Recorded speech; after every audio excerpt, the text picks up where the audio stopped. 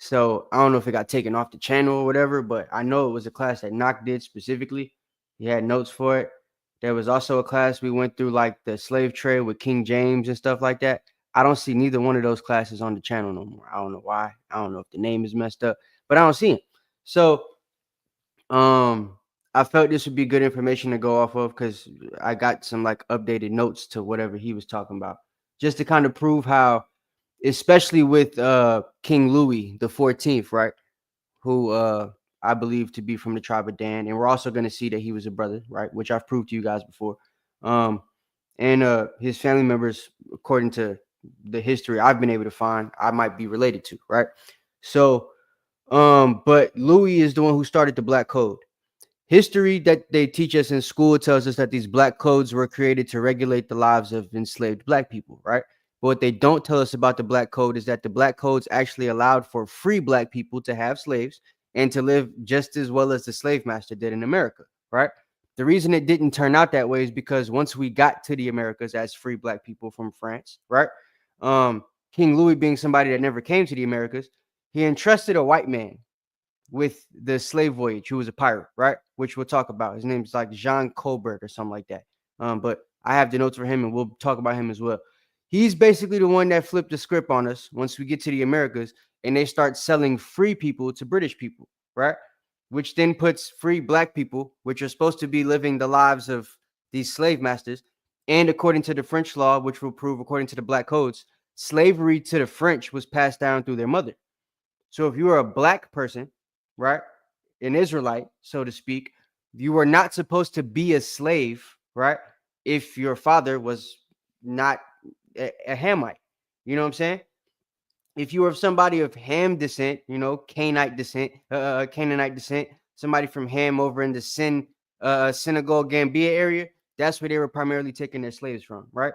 And they were allowing free black people to take those slaves to the Americas, make them their indentured servants, right? Some of these black people was even allowed to marry their slaves and whatever they wanted to do, right? And there were laws in the Black Code that would allow for the slaves, if they were married, to become free and all this different type of stuff, right? Because that's what niggas was doing back then, right? So just like no different than Moses getting with a Cushite, you know what I'm saying? Like there were instances where brothers wanted to get with their little African women and stuff, and if she was somebody who the French took into slavery, you'd have the right to do that after she's made your property, right? The problem was, like I said, we had our own ships, the French ships that we were being brought to the Americas on, right, with the slaves. So free black people would get off the ship, then the slaves would get off the ship, and the switcheroo would happen in some instances, right, where these free black people knowingly would be free black people, right, and they would still be put into slavery, right, getting all of their rights taken away. And it's because of the white people that were put in charge of this stuff by King Louis. And it had to be like that because the Britain, Dutch, and the French already had the Britain, Dutch, and English already had control of the slave trade in America, right? France came into it late. So we did the class in the past and we showed you guys King James, right? How the what's it called? Dutch West India company, right? And the company that they had inherited and stuff like that for their slaves, once it was taken over and King James II was killed, right? The white people that had control of it after the murder of King James I basically never lost control of the English slave trade. So we proved that in that lesson. We showed you guys the Slave Voyage website, which I got that pulled up. I don't know if I'll have too much time to go into it in depth in this class, but just to refresh y'all memory so that y'all could do this research on your own, if you go to slavevoyages.org, right, for the Dan Calloway followers and stuff that believe there was no slave trade, every day they upload more and more stuff, right, more documents and things like that. You could find the time period that these boats took off, the ID for the boat, the insurance ID, because we know that the Jewish people insured the slave trade. In some instances, you could find the insurer's name, so you can see who the Jewish insurers were. If you scroll over to the side, you can find the actual captain of the ship's names. So we got like Boischer, we got Beirut J. Auguste, so you know that that's a French guy. Daniel Jean Baptiste. This is because I have it on the French regulator, right? So you see these are French names for French French captains of these French ships, right? So, and this is the 1800s, late 1800s. So these are all ships after King Louis has basically lost control, right? All of the Louis. By this time, Napoleon and the white people have already taken control, right? So you could bet by this time all the black people was going into captivity because there wasn't no black king at this time for them. So, but we'll go over that a little bit later. Just wanted to show you guys that there is a website where you could track the slave voyages and stuff. So, so we're going to talk about the Code Noir today, give you guys a little bit of history on that. And because I know that, slavery itself, when black people find out about King James being black, and you find out about the Navarres being black, and the Bourbons and the Tudors, right? Damn near everybody that was in control except for Spain was black, right? So why is it that we was putting ourselves in captivity, you ask? Well, what we tried to show you guys with the King James video is we weren't putting ourselves in captivity. The rules and regulations that the white people gave to the people of Ireland and Scotland, which is important for this lesson, right? They became indentured servants, and ironically, somehow there's a lot of black people in America with those type of names, right? Now, mind you, there's proof that there was cases that black people didn't inherit the name of their slave master. Instead, their slave master inherited their name because they were nobles, right? Which we'll also prove that today in this lesson. But aside from that, there's actually Irish people who became slave masters, right? The reason that was able to happen is because they used the same laws and codes that were actually drawn up for our people by our nobles of England and France, right? England, Ireland, Scotland, Wales, France, and their colonies. But basically, those laws were taken from us, right? Turned against us and used for the benefit of the people who we were supposed to have as our indentured servants, which were the Edomites or the so-called white people, right? So you've probably also heard, hold on a second. All right. You've probably also heard people like the Moors, right? Folks like Taj Tariq Bey, they talk about this type of stuff a lot, right? He goes a step further, which is stuff I can't prove, but he'll even tell you George Washington and all of them niggas was black. I haven't been able to do that type of history yet. I haven't been able to prove that. But I know that there was definitely nobles in that time period that were of our people, which I'll be able to show you today, right? Which we've showed you in the past. And those people had something to do with the slave trade, but not for the instance of putting us in slavery. The people that they had from West Africa that were supposed to be taken, right, were actual Hamites. Because I've told you guys through the Tariq al-Natash, right, the Tariq Fatash, that our people have basically been in a situation where since the time of Asika Muhammad, we've been in a power struggle in West Africa, where there were times where folks like Asika Muhammad wanted us to convert to Islam, right? And if you didn't, they sold you into slavery to the Dutch people. But there were also instances where we basically wouldn't convert, we wouldn't be sold, so we end up staying in West Africa, right? Amongst those people. You feel me? So sometimes they all get sent into captivity with us. So sometimes you go into captivity with, some of the Hamites and stuff like that. Other times it would be actual Hamites that were meant to go into captivity, and it wasn't actual Israelites that were meant to go into captivity. It just so happened that we was put in that type of situation. So we will go ahead and get started. All right. And I took myself off the screen, Tico, because my junk is lagging back. So if you could I was gonna send that link to Antonio, but if anybody can send it to that brother. Yeah, Knock, if you there, could you send the link to him? If you're not busy, the water. All right, so we're gonna go ahead and get into it. Let's start with the Dan joint, right? So why are we updating Dan? It's not anything different than what I showed you guys before. Rather, it's a needed update on hold on, let me X out of all these joints. It's crazy. But I wanted to update some dates. Shout out to the brother Nabala. He pointed out something that I didn't mean to leave on the slideshow when I showed y'all the first time. I meant to actually explain the different dates to y'all, but I didn't because I had a date on here. So today what we're going to do is go through figuring out these different dates, right? To show you guys the date differences and stuff like that for the Danites, the Danians and the Dorians. So let's go ahead and get into that real quick. All right.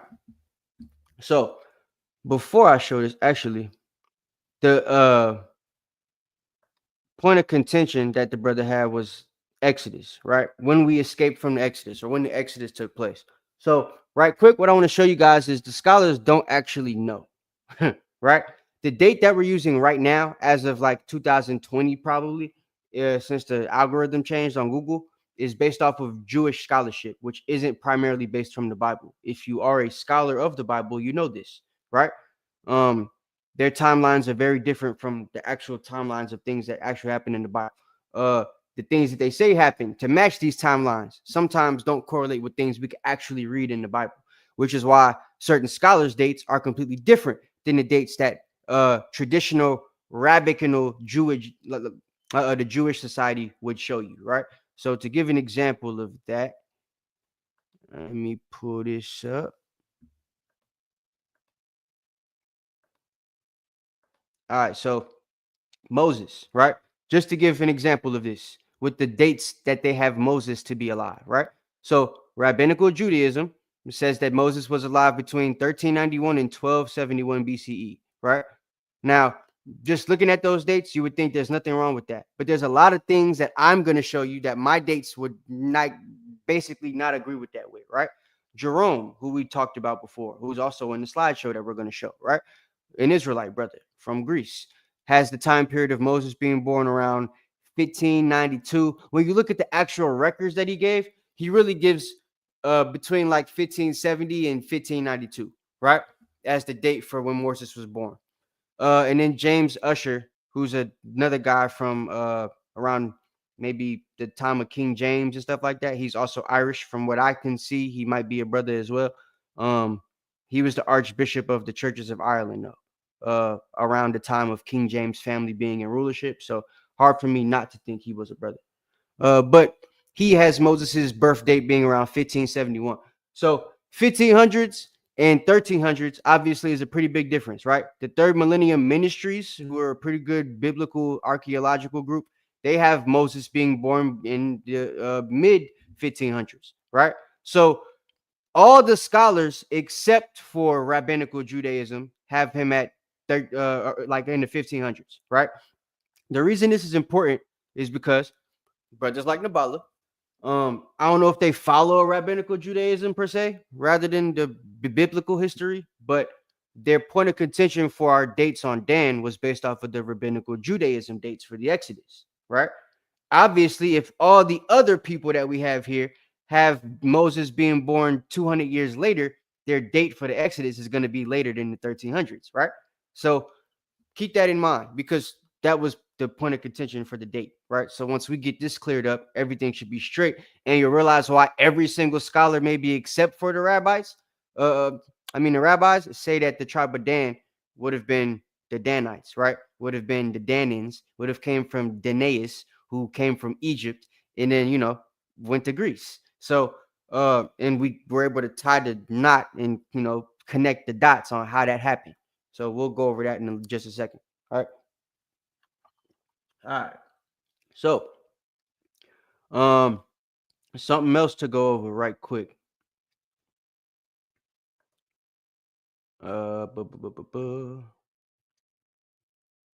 Just to show you guys the different dates real quick one time, just to keep it fair. So look, based off the rabbinical Judaism dates, right? They'll tell you that the Israelites landed in Israel around 13th to 12th century BCE, right? Now, watch this. As I showed you guys, there's scholars that say different.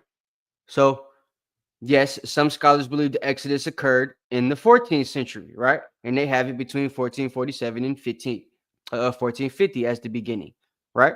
So this date, or these dates rather, would correlate closer to the time periods that Jerome and the other three people, or other three groups rather, that we saw would say that Moses was born, right? Because Moses, according to the records, lived about 126 years during the Exodus, or after the Exodus, or during the time period of Exodus, they're supposed to be sojourning in the wilderness for 40 years, right? So that puts us, if Moses is born around, let me see my notes. If Moses is born around, or if the Exodus occurs around 1450, right?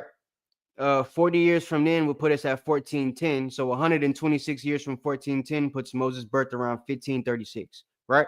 If that was the case. So we're still in the 1500s, which is closer to what Jerome and the other three people said, right? Which would be Israelites.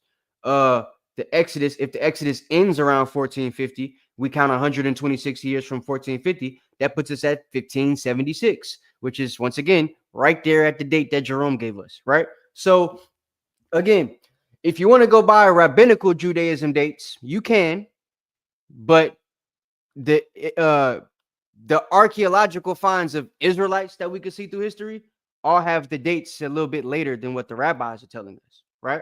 So I wanted to make that point for a reason, okay? So let's show you guys what we have now. So this was our PowerPoint for the tribe of Dan. You can see that. All right, cool. Is it readable for you? I can't hear you on mute. I done did that twice. Nah, but I got my laptop right here so I can read it. I can see it. Okay, bet. No, you are good. That probably gonna happen again. I ain't tripping. All right, cool. So go ahead and read that for me then from the top so that they can see what's up. Khan. It says Dan in Israel. It says Dan was a people who was given the land along the coast of Joppa, which is the seaport traders used to get things into Israel. Mm-hmm. All right. So, and these are the records, right, that you can read. So now, if we move to here, in fact, let me show you this first, right?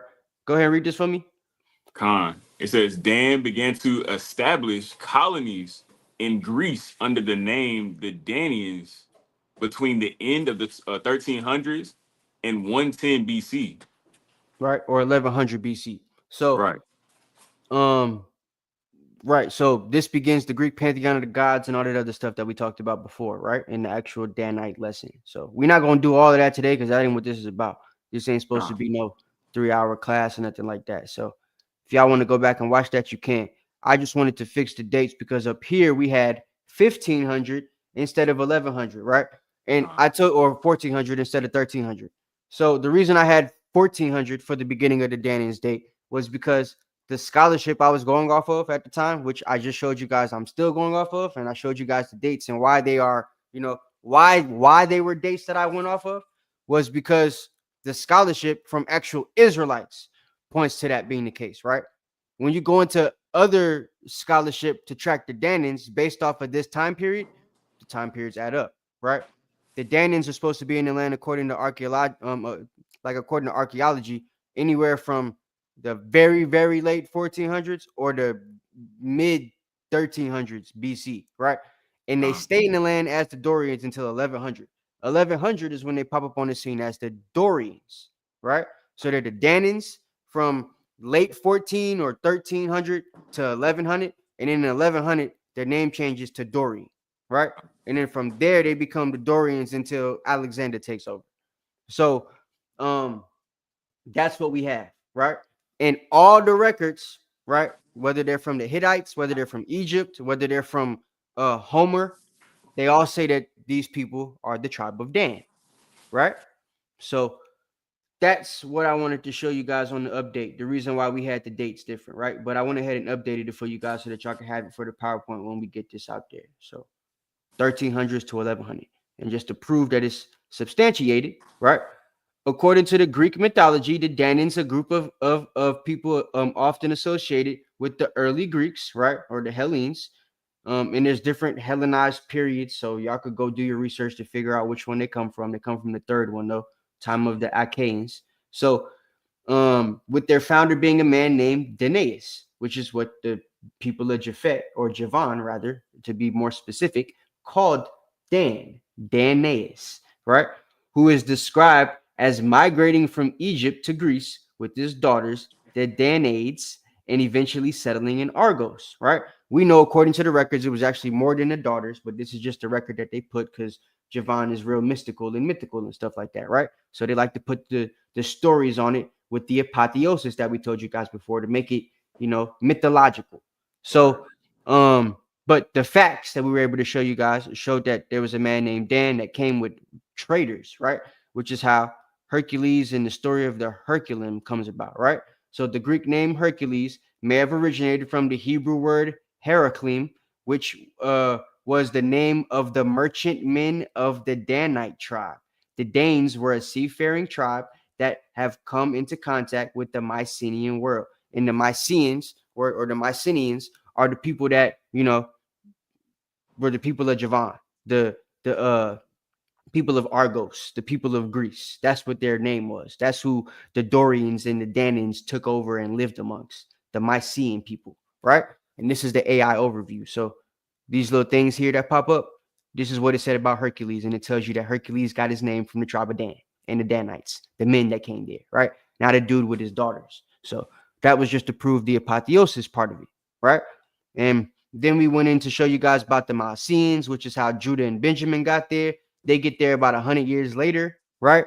And I went through showing you guys proof of that was going through the book of Ezekiel. Let me see where I got that at on here.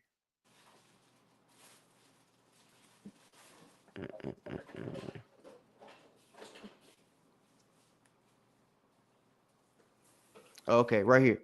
So we showed you guys them trading, right? For Tyre and Zidon and the Philistines and all of them, right? So, but these people, Tyre, Sidon, and the Philistines, right? And the people of Javon, they're all seafaring people that use ships to trade, right? Dan being somebody that traded directly with Javon, as we see according to the history, Dan was big time with the ships too. So Judah also being people that did trade for the Philistines and Tyre and Sidon, they at some point came into contact with ships as well. And you have to think, if they're going to come into contact with ships and go into trade with the people like Tyre and Sidon, based on their geographical location, the port that would make most sense for Judah to use would be the port of Joppa or Joppa, right? So that being the case, that's how they come into contact with Dan again and end up going to Greece with Javon to become the Mycenaeans, which is how we proved that here, right? How the Mycenaeans have their story, them being the people that come from Iberfin and Aramon, and the Lacedaemonians have the story from them being Lacedaemon and Sparta, which was his wife, and we know that Sparta and Lacedaemon and all them are real people and folks that had armies and stuff. Same thing happens later on in history. No new thing under the sun with Judah, Benjamin going to Scotland, right? Scotland was named after the king, his wife Scotia, right? So they named different places after their wives who were queens at the time, and same thing happened here. That's how the places got their names, right? Those places got their names. So the Mycenaeans, right? 1000 BC, Dorians, 1100 BC. This is all one people, right? And according to the history, they are definitely connected. If you want to do your Google search on that, you can. But the Mycenaeans and the Dorians are supposed to come from one stock, and they are the same people according to archaeology and history. All right. So that's that. And we showed you guys how, according to the history, the kings of the Mycenaean dynasty are supposed to come from the line of Zerah, right? Who's the brother of Pharez, who are people from the line of Judah, which is why they carry this, line and stuff like that. So we did all that history for you guys, but I just wanted to tie the dots and connect them for you guys to understand the difference in the history and the time periods with the Danians and the Dorians. All right. So hopefully that's a little bit more understandable now at this point. But like I said, it comes from there being a discrepancy in when the Exodus actually took place. And as you see, they don't even have the time period for Moses being correct, because it's all based off of rabbinical Judaism. But all of the scholars, except for the rabbis, put it near the 1400s, which would mean the Exodus happened in, they have Moses' birth being in the 1500s, which would mean the Exodus happened in the 1400s, right? Which would mean they're about close to 200 years off with their dates. So those are things to take into consideration, which is why when you look up things like when did Dan take over Laish, which is also important, right? Because it tells you when they would have been in a situation to take over that land, right? They all have, look, Joshua taking over the land around 1400 BC. So 1350, they say it happened about 50 years after that. So they're putting it between 1350 for this AI overview, right?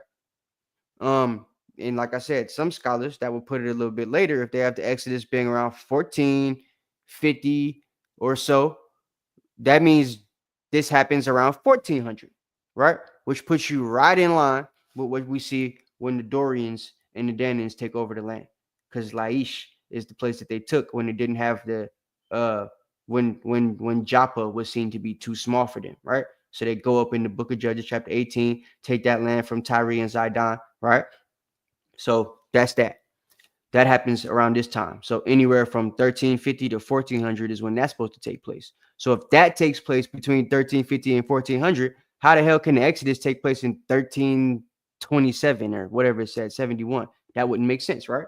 That would mean that history is working in reverse. So that's why we use those dates, because historically I matched up, what I could with what I could, and that's what it was. The dates for the rabbis being what they have for the Exodus obviously is wrong, because Dan couldn't have taken Laish before the Exodus happened. That just wouldn't make sense. And all of the scholars say that Dan either took Laish in 1350 or in 1400, right?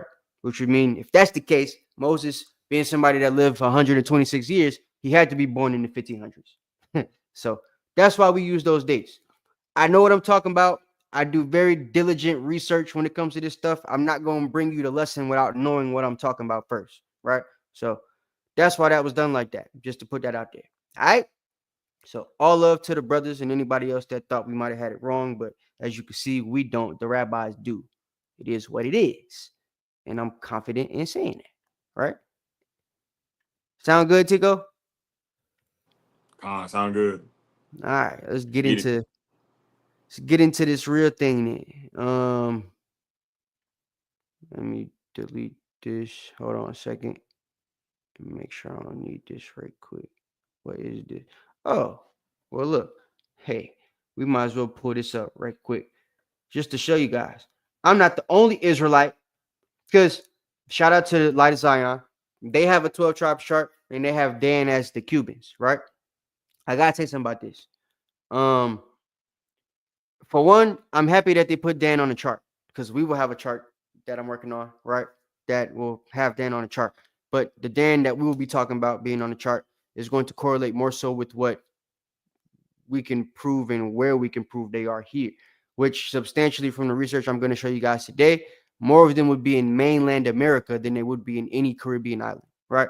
There is proof that France took people to the Cuba, but it was only after all of the Louis were dead. They didn't start taking niggas to Cuba till after the Louisiana Purchase, right? Which I could show you guys that on the slave voyages thing we have, because those records are up there. So, but just to show you real quick, that we're not the only people that say that Dan is the Archaeans, which would mean that they're the people we're talking about, right? And the Celts and all the people. This is HebrewNation.com, right? We'll start in the middle. So it says Ashbel was a son of Bela, Irish Smiths records, right? And again, Irish Smiths are there. Why? Because the original people of Ireland would have been people of Japhet. So they had a form of apotheosis, right? Since the time of the Milesians, who were the first people to inhabit the land, right? Benjamin and Judah.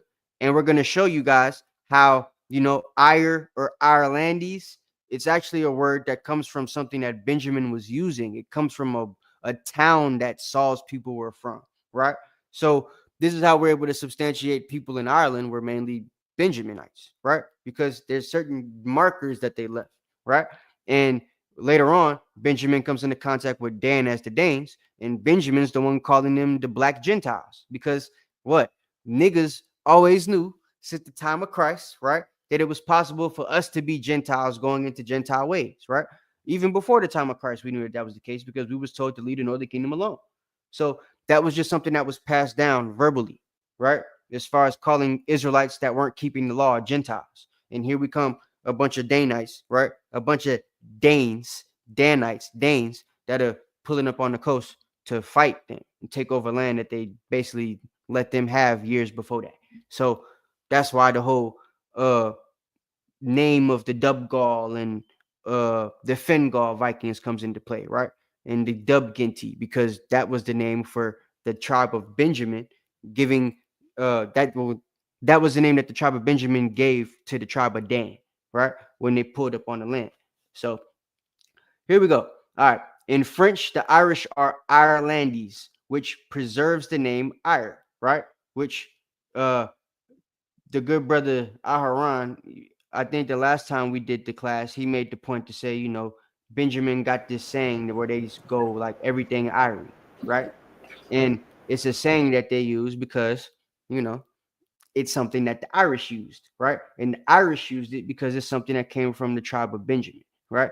So evidence for the link of Jebba and Gibeah is Saul's town are Judges 20 and 33 and 34.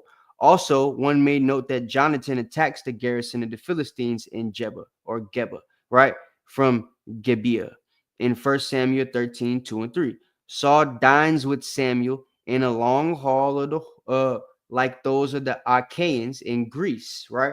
Why is that important? The Achaeans in Greece during the time of Saul are the tribe of Dan. Saul is alive 20 years after Samson is on the scene, right? Or after Samson dies, right? So Saul takes power after Samson is already known to the world. Samson is Hercules. So if people know Samson, that means that the people in Greece already know Hercules. They already have names for him. So, like the halls in Greece, and Samuel offers Saul a choice cut of roast, a custom of the Archaeans and the Celts, because this is something we were already doing. And if you know the history, like we showed you guys before, Dan was traveling back and forth to the land, right? Bringing idols and certain different things, which is why once the Northern Kingdom split, Dan was one of the places that they put the shrine for the idol worship, because it was already known as a place for the idols to be due to them traveling and setting up idols and bringing idols from other places that they went to, right? Primarily the lands of Japhet. So I just wanted to show you guys that, right?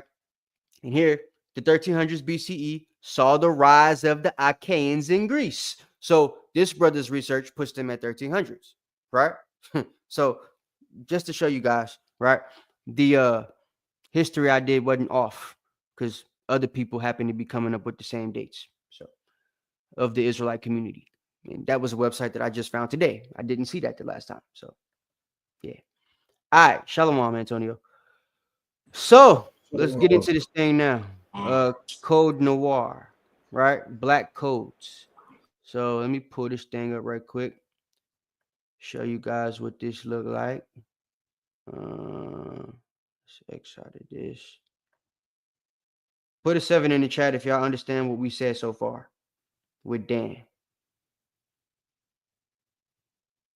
And if you got any questions about it, ask that too, so we could put that out there. But like I was saying with the Light of Zion, right? They have a tribes chart where Dan is Cuba. The reason why other people put Cuba and Manasseh as Joseph, right? Or Cuba, I said Cuba and Manasseh. The reason they put Ephraim and Manasseh as Cuba and Puerto Rico is because both Cuba and Puerto Rico are Taino Indians, according to the history, right? They're Arawak Taino Indians, right? So Dan is supposed to be a different people than Ephraim, right? They didn't really have much shared history, if you will, right? Simeon is supposed to be the Lacedaemonians. So it would have made more sense for them to probably say that people in the land of Simeon would have been Dan, but there's not enough of them to make that the case. So the reason I don't sit on Dan being people in the Caribbean, for one, is because with all the history that we have of them being from the Achaeans, right? The Danians, the Dorians, and then later on Scandinavians, Danes, Franks, the Norse people, Norsemen, right? Which we'll talk a little bit about later on. But these people, right, from France that end up going to France and traveling to England and all that type of stuff, they would have been in a situation where most of them would have came to the mainland, not the Caribbean, right? That's what I'm going to prove today in this lesson, right? And the condition that they would have came here as, which would have been free people. And then it was flipped on them, right? As far as the position from free to slave, which is how a lot of them end up enslaved. So if you're somebody who was in the Americas after or came to the Americas via slave ship and was brought to the Louisiana, France territory, which was pretty big, we'll show you guys in a little bit. That territory there is something that would substantiate the rise of Dan being in North America, right? So that's where we're gonna start. Let me pull this up. All right, babe, we got everything. So Code Noir. Why in the world is it not pulling up? Do I got to do this?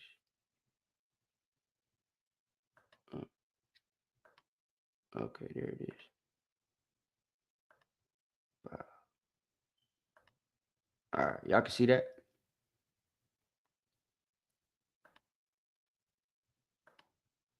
I can't I'm gonna have to look at it from. Yeah, I can see it though. Okay. Let me see if I could zoom in. That look better? Yeah, I can see it. Okay, cool. All praises. Now, I don't know if I could move up and okay, I can. All right. Okay, we in this thing.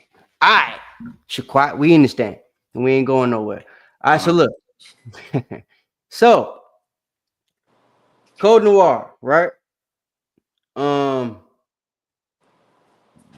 Code Noir was a group of laws, just to give you guys a breakdown of it, right? I'm gonna show you guys these screenshots to break it down, and then we're gonna actually do a deep dive into it. So the Code Noir was a group of laws that was supposed to regulate the lives of free and enslaved Black people in the Louisiana Territory. In fact, let me show you guys the Louisiana Territory before we start this, because it only makes sense to show you how big the land was that we was actually supposed to be free in, right? Because mind you, by this time, England has lost control of the slave trade from the Black standpoint because the Stuart family has been taken out the equation, right? By 1754, the Stuarts are not in control of England anymore. They lost control damn near 100 years before that, right? King James is killed in like 1621, right? So 1622, something like that. James II loses control of the Dutch West India Company and their ships around 1654, which is ironically close to the year that France comes into play with the slave trade, right? And if you don't know anything about them, the Stuarts and the Navarres or the Bourbons, the Louis and the Stuarts, they're all related to like in a sense, right? Via marriage. So either somebody's mother is married to somebody's father, or somebody's father is related to somebody's mother, right? But we know the Stuart line is primarily from the tribe of Benjamin, and the Bourbon line, who is where Louis XIV is from, who's the one that started the Black Code. He's a Bourbon, right? From the tribe of Dan. So we have also Judah is in control at this time, right? Of different parts of Spain, right? Different parts of West Africa, right? So we also have the scepter not leaving them. We got them being aligned as well. We got Dan being aligned as well. And Dan has most of the control of the land in the territory at the time, right? So just to show you guys, the French territory in 1754, make sure y'all can see that, I bet. So you see how big it is, right? Purple is England. England ain't had that much. They had New Hampshire, New York, Massachusetts, the whole damn East Coast, basically, right? North Carolina, South Carolina, a little bit of Georgia. So your Southern Kingdom slaves, right? They're taken here first. We all know that, right? Judah's right here, okay? At this time period, for the most part. Now, a couple of them getting sold to France, so people being brought out here, but France's territory isn't blocked out into states yet, right? It's just territory with different names on it. They got Fort St. Croix. It's different forts. Fort St. Croix, Fort La Tourette, Saute Sainte Marie. They got you know, all these different places. Genevieve, Kalasaka, Cahoica. So they got all these different places, right? Baton Rouge. So these are all forts owned by Louisiana. And then when you get to Canada, you got more of England's territory, and Spain has all the, you know, California and Florida, right? Mexico and Texas. So France has all this area here. What you're going to find out is all the black people being sent to this area that aren't slaves via their mother's descent are meant to be free people in this land. Why is that important? The free blacks that were supposed to be in Louisiana, according to the codes, right? According to what King Louis originally had in place, were supposed to counteract, right? What was going on with Spain and England, who were at this point working together, right? Spain being the white people, England taking over, making it more white people. So it's basically the white versus the black. But at the time, the black have more of the territory, right? But because we have more of the territory, it puts us at a disadvantage because now other people are going to start to work against us, right? So we have the other three groups in the land. You got unauthorized territory, which is orange. You got England, which is purple. You got Spain, which is green, and the Dutch, which isn't on this map. They don't have real territory, but they're here working with England and Spain, right? So those are things to take into account because now, if there's any slavers for France, that might also be slavers for England or people that have ships that are using that are being used by England, or they're doing, you know, their own little slave transfers via ship with England and France or Spain and France. These white slavers for France now have the opportunity to go into business with England and Spain, their white counterparts, right? Which is what's going to happen. And that's how these black people that are supposed to go free in the French Louisiana territory end up going into captivity. And I'm going to prove you all of this stuff that I just said via the records that we're going to show in this lesson. All right. So, okay, we back for the moment. Let's see how well it stays like this. All right, let's get into it. And these might not be in the order I wanted them to be in, but I'll explain everything as it goes. So France primarily sourced slaves from different regions of Africa than England during the Atlantic slave trade, right? Why is this important? Because there's a misconception, especially with camps that teach that the slave trade isn't something that we can, or not the slave trade, that the 12 tribes chart isn't something we can substantiate because different, you know, countries took different people into slavery and, you know, they all mixed and they had different places. Like England took the same slaves to the same places that France was taking them to and stuff like that. I had a conversation with a brother about this past week. That's not true, right? France had different slave ports and different slave destinations than England had and than Spain had, right? There were certain instances where England was allowed to drop off some of their slaves in French territory, but that would be very rare. And if it did happen, a very small number of slaves would get off of that, you know, enemy ship, if you will, and be docked off in that land. And they'd have to pay a price for it, right? So, as you see, France primarily sourced slaves from different regions of Africa than England during the Atlantic slave trade, with France focusing on the coast of West Africa, particularly the area of Senegal or Senegambia, from Senegal to Gambia, right? While England drew slaves from a wider area along the west coast of Africa, including regions further south, right? So while they were both in West Africa is not that small. So they had different territories in West Africa they were allowed to go to. And each country had a monopoly or a stake on their own territory that the other countries were not supposed to go into. Yes, it happened sometimes, but primarily it was not supposed to happen and did not happen, right? So as we see, primary places for France, Senegambia, or the region of Senegal today, Gambia, and Guinea, right?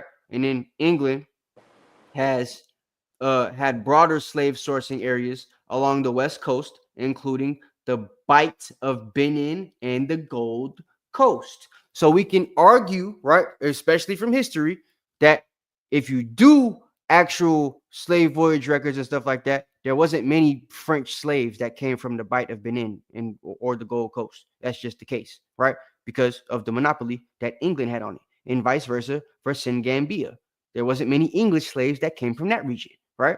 So that's what it is. All right, whether you like it, understand it, believe it or not. So based off of the slave territories, if different tribes were already separated in Africa, right, it's pretty possible and easy even to say that those slaves or that those tribes would have went into slavery as those tribes, and they would have been docked off in places that it wasn't possible for many other tribes to be put in the same places then. Because if Judah is in this certain place in, I don't know, let's just say the Bight of Benin, right? That means that France isn't going to the Bight of Benin to grab Judah, right? They're getting people from another place. So all the people from the Bight of Benin that were taken to England and put in the places that England wanted them to be docked off to, we could say that they were still all whatever tribe those people were, because they weren't intermingled with another boat in another set of Africans from a different place, right? Or Israelites from a certain, from a different place in Africa, right? So that's why I showed you guys this. Let's move on. So yes, France entered the slave trade later than other European countries, but became a major player by the 18th century. And I'll probably read these guys, but I'll have y'all pick up when I need the other stuff read. Cool. All right. So hold on. All right. So yeah, France entered the slave trade later than other European countries, but became a major player by the 18th century, right? Okay, that's just more on that. We don't need to read that for the sake of time. All right. Now, yes, French brought slaves to Louisiana before the Louisiana Purchase. Why did I want to bring this up, right? To basically show you guys how this thing was going. So let me zoom in on this. All right. So the French began bringing African slaves, or who we know are Israelites now, to Louisiana in 1710, after capturing them during the War of the Spanish Succession, right? Now, mind you, we're taking African slaves in 1710 to Louisiana, right? We started in the slave trade, we meaning France. France starts in the slave trade in 1654. So where the hell are the slaves being taken from 1654 to 1710? They're not being taken from Africa to Louisiana. They're being taken from from France to Louisiana. These are your free black people that were taken before this, right? From this time period, 1710 on to like 1754, they're taking Israelites into captivity via the Black Code. Or not Israelites, Hamites into captivity via the Black Code. And these are people that are going into slavery via their mother's descent, right? Which we'll prove in a second. So keep that in mind. From 1654 to 1710, free Israelite nobles are being taken to the Americas, right?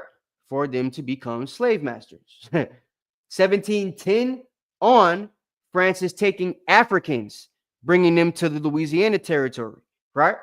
For what? For these black people to become slave masters, right?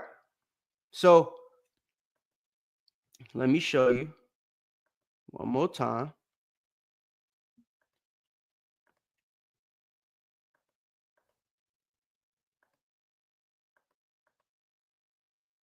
They were supposed to be in this territory here, right?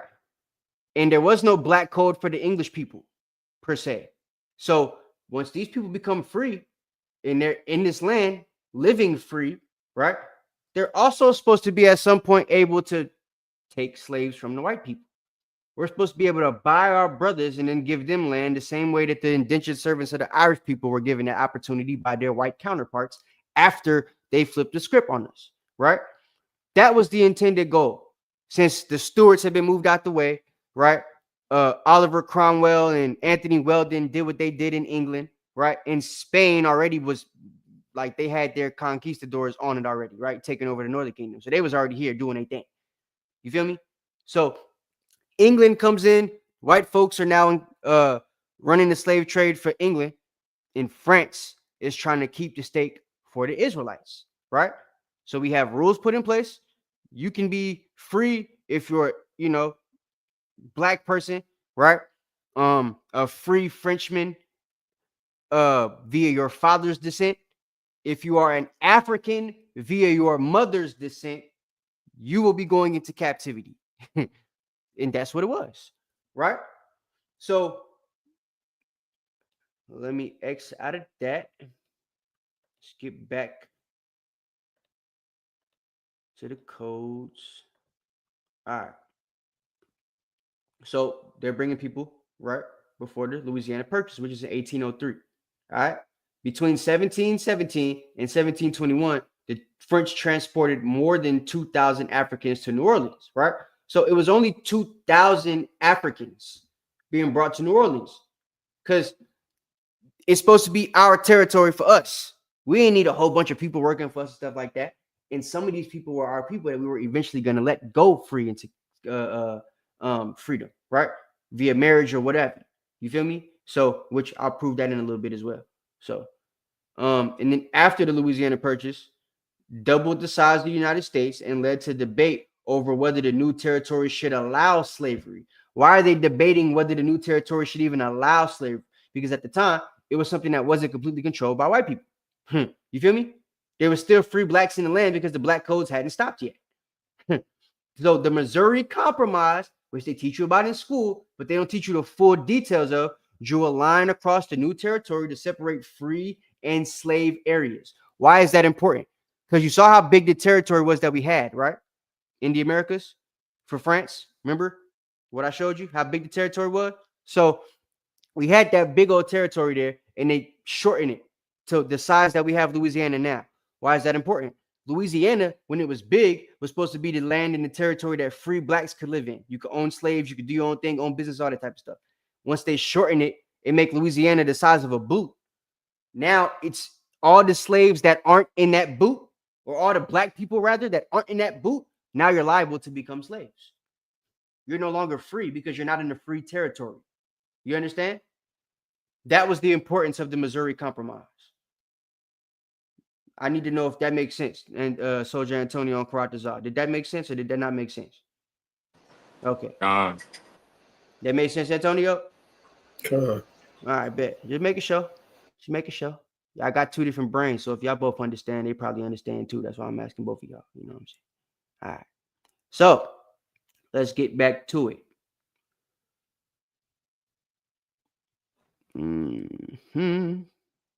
All right. So King Louis of France authorized the importation of enslaved black people to New France in 1689, right? French colonial empire had a history of slavery, and the Code Noir or Black Code established in 1685 defined the conditions of slavery in French colonies. Why is this important? We start in 1654. We're bringing niggas to Americas to start being free, right? 1685, we have to start getting involved with the Africans because of the Spanish people, right? Which I'm not going to get into that history in this lesson because I have a different lesson. I want to get full deep dive into that. But there was wars going on between Spain and France, right? Mainly because of slavery. So in order for us to keep the stake that we had to get more involved in it, which is why the Black Code was created. The problem that King Louis had, he didn't want to come to the Americas. So he had a group of pirates already working for him that were in control of his ships. One of which we're going to talk about in a second. Let me see if I can find John Baptiste Colbert, right? This cracker right here is the man that was put in charge of the slave ships for King Louis, right? So John Baptiste Colbert or Colbert is the chief minister of Louis XIV and was responsible for creating the laws that regulated slavery in France's colonies. So King Louis had a set of laws that he wanted to put in place, right? A set of guidelines, rather. He allowed this guy to come to the Americas and write or add or take away from the guidelines as needed because of the things that were going in ever-changing history in America with the territories, right? So John Baptiste Colbert, according to the history that I've been able to find, right? And the reason I'm showing you guys screenshots and stuff is so that y'all could look this stuff up yourself. You hit the little click marks or whatever, the little paper clip looking thingies, and you know, it'll give you actual references to the things that I'm seeing so y'all can read it yourself, right? So John Baptiste Colbert, he's the guy that regulated slavery for France, right? The Black Code from 1685 was a decree established the conditions of slavery in French colonial empire. The code Noir governed the lives of slaves, including their marriages, burials, punishments, and how they could gain their freedom. It also mandated that all enslaved people converted to Catholicism, right? And prohibited the separation of families. Why is that important? Because though we were Israelites, the Jewish people had already conducted the expulsion of the Jews, right? So Esau is converting to Judaism in Spain at this time, right? We was the ones that got kicked out. They wasn't kicked out yet. So King Louis, being somebody that didn't like Jewish people, he had all the Jewish people expelled from his land, and the Jewish religion or Judaism was no longer allowed to be practiced in France, right? The Bible was allowed to be practiced. The Torah was allowed to be practiced, but Judaism, which is what the white people were practicing at this time, was not allowed, right? And it just so happened that these white people were also the ones funding and ensuring the ships that, you know, all these cousins to the people in France from England was being put on and being brought into slavery. So they cut off the Jewish people, right? Jean-Baptiste Colbert went straight into partnership with the Jewish people after King Louis cut them off against King Louis's own code and rules and regulations, right? What this allowed was for him to get black people that were nobles from the free ships and get them redirected into territories that would allow them to go into slavery. So I will show you that in a second. So according to the Code Noir, while technically not explicitly stated, free black people in French colonies could potentially own slaves. Why was it not explicitly stated? Because it was stated in the original code that they could be free and had the same rights as any free person in the Americas, white or black, right? If the white people were all slave masters at the time, that's telling you, according to the words of King Louis, who was a black man and wasn't trying to put a difference between black and white people because he knew who was really superior, right? He's writing the wording as if everybody's the same. So the black people who were free were supposed to have the same rights, right? It didn't have to be explicitly noted. What was explicitly noted was that the free people were not supposed to go into captivity. So let me show you that. Hold on. Is there anything else I need to read on this?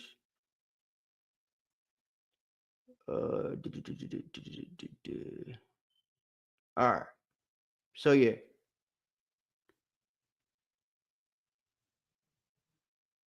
But the thing with the Colbert, right? Because of them being like a minority of slave masters, if you will, in the land, it did make it hard for slave ownership for any white people that was coming into the French colonial empire, right, to be slave masters with the permission of Jean-Baptiste Colbert. All right. So while the Code Noir did allow some freedoms for free black people, including the ability to own property and businesses. So if you could own property and businesses, one of the businesses is slave trade.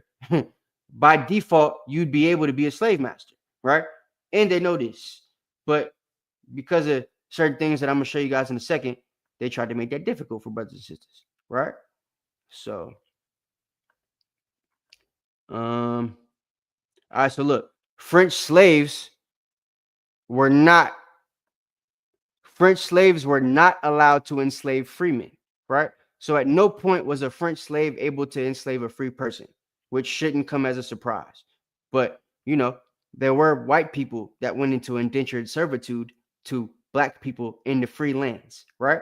From Ireland, Scotland, Wales. Some of them people went into indentured servitude to these black people in the free lands, right? In the free land of Louisiana. You feel me?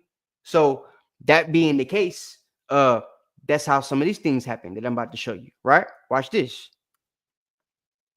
Yes, French slave masters sometimes enslaved freemen in violation of the Code Noir, a set of rules that regulated the lives of enslaved free and black people in the French territories. So why is this part important?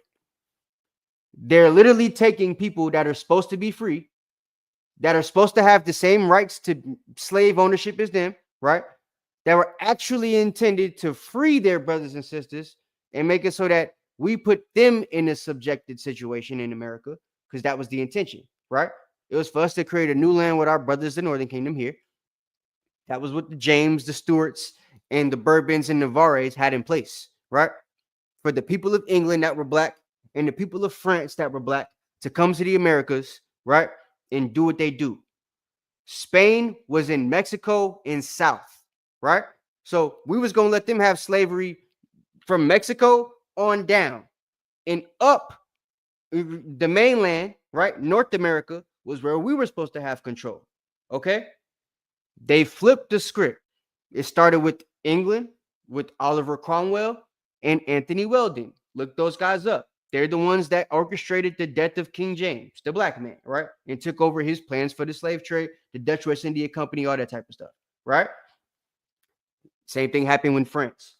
King Louis Lazy doesn't come to the Americas, puts everything in the hand of a white man. Never trust thine enemy, right? Jean Baptiste writes the codes, makes it in his face so that black people could have slaves, but then turns around and allows the white slavers to enslave the black people that King Louis never intended to go into slavery. In violation of the Code Noir. It was a violation. Did they get punished for it? No. Because eventually they ended up taking the throne from the Louis as well. The last one, being Louis XVI, ended up losing it to Napoleon, who we know Napoleon was the white guy that allowed all the free blacks in the Americas to go into slavery because he took away their free status and made Louisiana the size of a boot. That's why they love Napoleon. Okay? Put a 7 in the chat if this is making sense. I want to make sure I ain't losing y'all. Put a 7 in the chat if it's making sense. While I'm waiting on the 7s, I'm going to finish reading this. So, yes, French slave masters, right, the white ones, sometimes enslaved freemen in violation of the Code Noir. All right? The Code Noir was difficult to enforce in French colonial Louisiana, and many slaves ran away. Why was it difficult to enforce? Because you're black people surrounded by a bunch of white people that hate you, that are enslaving your brothers and sisters, that don't want you to be in the same situation that they are in. So eventually, what do? Devise a plan, crafty counsel, tumult, right?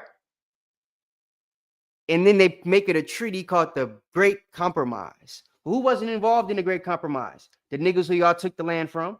The niggas who y'all took their free status from and made slaves, right? Sister Zebulon, put in the chat what you need me to clarify, because I want to make it plain for everybody. How can we turn that kinda into a definitely? Let me know, please. So, all right, let's go. The Code Noir. Watch this. So y'all know I ain't lying. The Code Noir, or Black Code, established that the condition of slavery was passed down through the mother, not the father. The Code Noir was a set of laws that established and maintained the guidelines for policing the slavery in French colonies in 1685. Here are some other aspects of the Code Noir. If a male slave married a free woman, their children would be free, regardless of the father's status, right? Why does it have to say regardless of the father's status? Because as we just saw, sometimes a father might be free and a slave master and a business owner. He might have stuff in America, and then one day they do the Great Compromise and he becomes a slave. According to the Code Noir, regardless of if his father's status was changed, the kids that were born to a free man were supposed to stay freemen. But what ended up happening was they just gave them niggas the last name Freeman, like Morgan, and then put the niggas in slavery, right? So yeah. Okay, bet. So I'm gonna keep reiterating what I'm saying, though, so hopefully it clicks. Whatever's not clicking, hopefully it clicks. But yeah. All right. So slavery is being passed down by the mother. There's West African women being taken into captivity by France. England is taking Israelites, right? I showed y'all that Tariq al-Fatash, the Balad al-Sudan, the Balad al-Israel, right? All these different West African chronicles that tell you the history of how these Israelites went into captivity at the hands of the Dutch and the English primarily, right? We didn't see the French taking Israelites. We saw the French taking Hamites, Hamite women per se, right? Or people that were children to Hamite women, right? Because slavery was passed down through the mother. Okay. So, and before I go on, let's prove something right quick because I want to show. I want to show y'all that Louis was a nigga. So let's do that right quick. I'm gonna play a video. Once I find the video, hold on, because I didn't queue it up like I was supposed to. All right, here it is.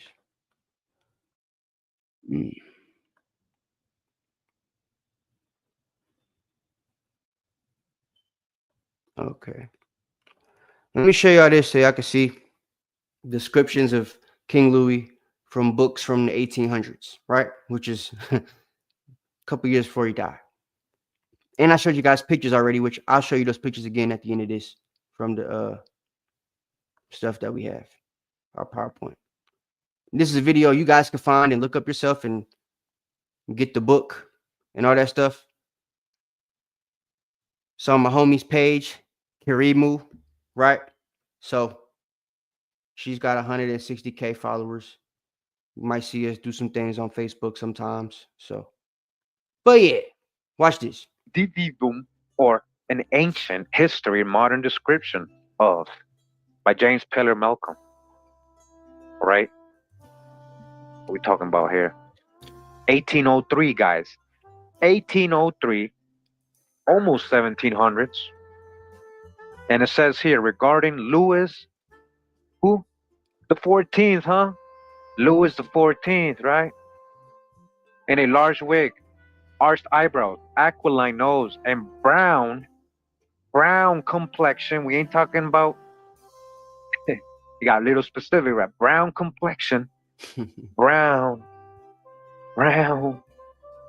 Let's not play dumb, brown. Let's not practice cognitive dissonance, brown. Marano. Yeah, Kirimu is good. He's pretty good. Him and his rib, they're real good with the history. Hey, Salaki. Brown. I believe he's an Ephraimite, if I'm not mistaken. But oh, you trying to read that? Nah, I was just gonna point out the fact that down like the third complexion that he highlighted, it says his complexion was ruddy. Oh yeah. So, you know, they always talk about trying to say like the word ruddy don't got nothing to do with the word with being brown. We've showed that before too. The word ruddy is healthy, and it's really in it technically describes a black person of healthy livelihood. Right. So, yeah. Right. And they got brown complexion and ruddy complexion on the same piece of paper. That also shows you that it's talking about brown people. Right. His black cap is surrounded by lace shaped like a coronet because he wore a black wig, right? Them things that they wore with the little curly hair, that wasn't really their hair. Those were wigs that they wore. It was supposed to show their nobleness, right? I don't know why they used the white folk wigs, but that's what they used, right? So that's what it is. I didn't do my history on that to try to find out, but I know that all of them wore wigs and stuff. Robert Earl of Salisbury, right? And I told you guys that I actually got a family member from this, well, before this time period, but that was cool with King Edward, who was named Robert de Latham, right? He was a duke or earl, basically, in England. So these are things that they have, right? Books that literally tell you the description of these people. Also, the Medicis, right?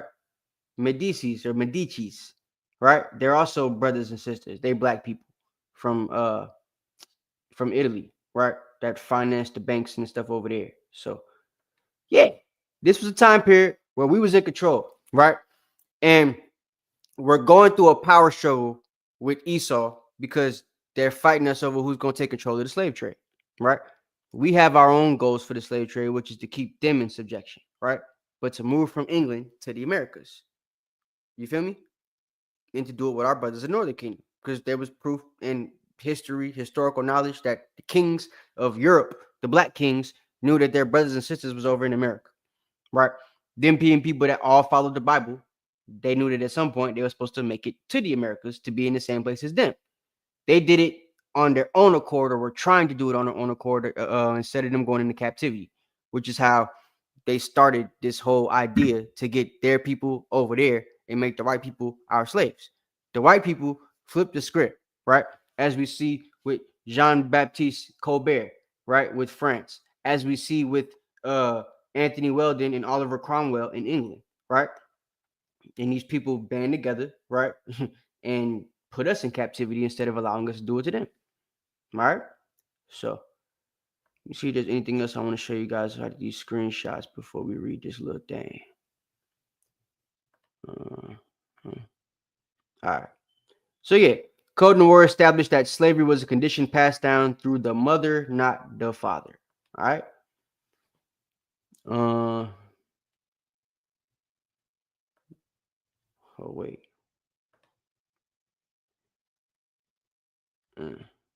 So white people who attempted to marry black people or priests who conducted such marriages faced fines, right?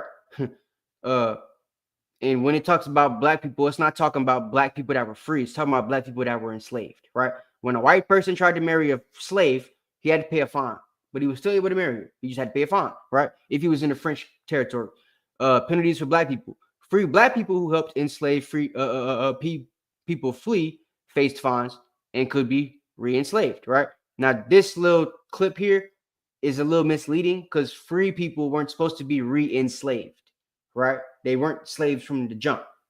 So what it's talking about is the enslaved people could be re-enslaved, right?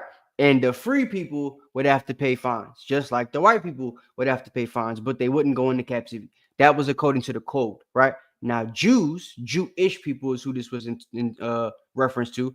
The first article of the Code Noir expelled all Jews from the colonies because these were the people putting our people in captivity, ensuring the ships that were now being used by the white people that it took over the English slave trade, right?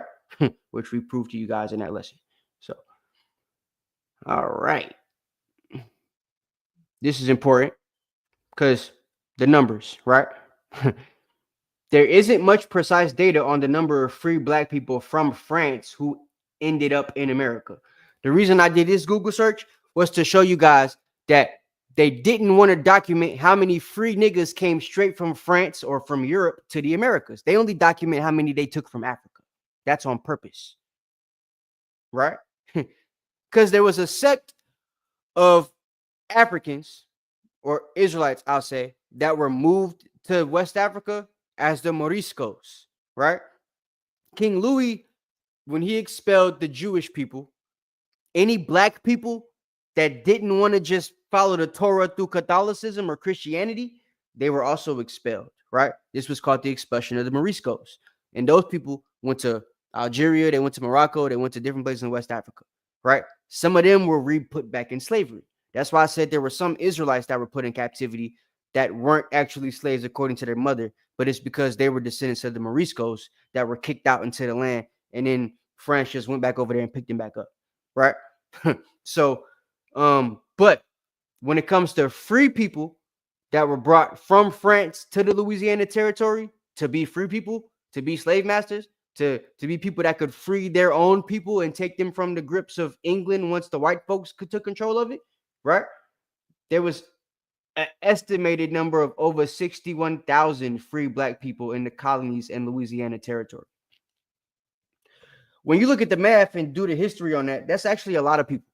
When you think of the numbers, the amount of people that we had in other places and other territories in that land, 61,000 is a lot because there wasn't that many white people that were slave masters in Georgia or North Carolina, right? But we had 61,757 estimation. So it's probably more. I would agree that it's a lot more actually. But this is what they've documented just in the Louisiana territory. Once they did the Great Compromise, all them black people became, slaves. Right? So when you look a little further down, let me get back to it. It says the free population in 1790, right? There was 59,000 free blacks in the United States. By 1830, it increased to 319,000, right? So a lot of these people are descendants from the people that came from France and were in that Louisiana territory, right? They run to the north after the Great Compromise and they stay free, 1830s. You feel? So there's that misconception that they teach you in school that all the free people that was in the north, they all came from, slave plantations in the south or something like that. That's not the case. A lot of them were brought to the Americas free and were never in slavery. And that's actually a story my dad told us. My grandfather told my pops we was never slaves. Which, like, I always thought, well, he's talking about us being Native American, right? Because there was Gadites that some Gadites that stayed on the reservation and fought off things like the Seminole, right? The Comanche. They whole tribes didn't go into captivity, right? Some of them were just sent off during the Trail of Tears. But through history and research, you see there was niggas in the Louisiana territory that never went into captivity. Full on slavery, that is, right? They were made not free after the 1830s. So all their, people at that point basically went into captivity, right? Or were put on slave plantations to be like what they call sharecroppers and stuff, right? But for some people in the Americas, right, that were of Israelite descent, they didn't go into hard bondage captivity because they weren't here during the time of England taking over. They came with France. So that was just history I wanted to show you guys because it's a misconception, right? And this is where the Moorish people, right, they get their little skewed history where they try to say everybody that started in America was black, even George Washington and all them other folks, right? So not George Washington Carver, but the real George Washington. You know what I'm saying? So they trying to say them niggas was black. I, once again, haven't been able to find any history that's not on a Moorish science website that says that stuff, but there are records that show that there were nobles, from Europe that did come to the Americas to go against what those white people were doing to their people, right? They came over here to try to counteract the slave trade that was happening to us at the hands of them. But then we ended up falling victim to it as well because they flipped the script on us with all these different treaties and stuff, right? And the reason the territories and the land started getting smaller and smaller for France is because the smaller they can make that territory, which was the free land, the land for free blacks, right? The easier it would be to put blacks in slavery that were free, which is how eventually all of us got put in captivity, right? So I would say my family probably went into slavery at the end of the 1800s, but by then we got to keep our last name and stuff. You know what I'm saying? Which I got to show you this. Hold on. Did slaves always? All right, watch this. And then we'll basically close it out because we'll read this little thing that I wanted y'all to read and then we'll be done. So look, and just to prove this part, slaves did not always take their master's surname. In many cases, they were not given surnames at all before emancipation. So how the hell did niggas get these last names? They just made them up? No, they kept last names that they had because many of them had surnames already. They came here with them. They were free. You feel me? So hopefully that makes sense. That's why books like Nature Knows No Color Line, they got a book of last names and like coat of arms and all that type of stuff where they actually show you different last names that white people have today that actually came from black people that black people still have today, right? And you think, oh, it's a slave name, but it's not. It's a name you had that they took because they put you in slavery after they found out you was a noble because you came over here free. You feel me? So that's that, man. Let's just get the specifics on this thing, the Code Noir, and then we can close out. If y'all got any questions, put them in the chat. We can answer them right quick. All right. Who wants to read first? Oh, I got it. All right. So that was just a breakdown of it, right? Just to give you guys a breakdown. We'll give you guys specifics here in this little article, and then we'll be done. Go ahead. Khan, this is the Code Noir. It says the Code Noir initially took shape in Louis the 14th edict of 1685. Although subsequent decrees modified a few of the code's provisions, this first document established the main lines for the policing of slavery right up to 1789. The very first article expels all Jews from the colonies. Jews played a significant but hardly dominant role in the Dutch colonies of the Caribbean region, but were not allowed to own property or slaves in the French colonies. So why don't most slaves have Jewish last names? It's because they were allowed to be a part of the slave trade, but not as people in the land as slave owners. Right. They funded all the ships, insured all the slaves. It was their money that was at the banks. Right. Right? So that's why it's good to know history, because the things they teach you in school, it's only going to be a part of the story. It's his part of the story, his story. Right? That's all it is. It ain't the full story, and the story that they tell you ain't a lie. They just ain't tell you the whole story. Right. On purpose. Yeah. Right? Because there's parts of the story that if you knew some things, it'd be like, damn, maybe my last name ain't, you know what I'm saying? Right. Whatever the hell. So there's different things they don't want you to know about the story, because you might have been somebody who was supposed to be important during that time period. They want you to think everything you got came from them. Right. Go ahead. It says the edict also insisted that all slaves be instructed as Catholics and not as Protestants. For the most part. Why? Because at the time, the Protestants were being controlled by the white people in Europe, right? King James originally had the, mind you, Louis was a king that was Catholic, but he did have a version of the King James Bible. He wasn't mad about that because James was family then. You know what I'm saying? So, but the reason he went against the Protestant thing is because James people who were Protestants, right? The people of England, Britain, Scotland, Wales, Ireland, they were being now taken over by the white people. And there were certain rules and regulations according to the slave trade that the Protestants were using, right? That's why there's different things in the Catholic Bible still to this day that were never taken out, right? According to the Protestant Bible and the Protestants having their Reformation and stuff, is because there were certain things that the Protestants were using in the Bible, which y'all should know, right? As verses to be able to allow them to do slavery, right? Even though that's not what those verses were meaning.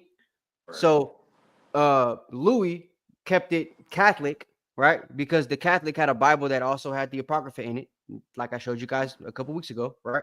So they were able to still use all the things and all the different books and keep the rules and regulations the way they were supposed to be according to the Bible, right? And that's how he wanted it to be used. So he made sure that everybody within the territory he was in was Catholic, not Protestant, because the Protestants were allowed at that point to take away from the Bible and just use whatever verses they want to use for slavery, right? Whereas the Catholics were still using the whole thing. Okay, so that's why it says that. Go ahead. For the most part, the code concentrated on defining the condition of slavery, passing the condition through the mother, not the father, and establishing harsh controls over the conduct of those enslaved. Slaves had virtually no rights, though the code did enjoin masters to take care of the sick and old. You see that? So the code made masters do what the masters didn't want to do with the Protestant religion, the part of the Bible they didn't tell you about, right? Slaves obey your masters. Masters give what's good and just to the slaves, right? Well, according to the edict of King Louis, right? He put that in the edict so that they know, hey, you're supposed to give what's good and just to these people too.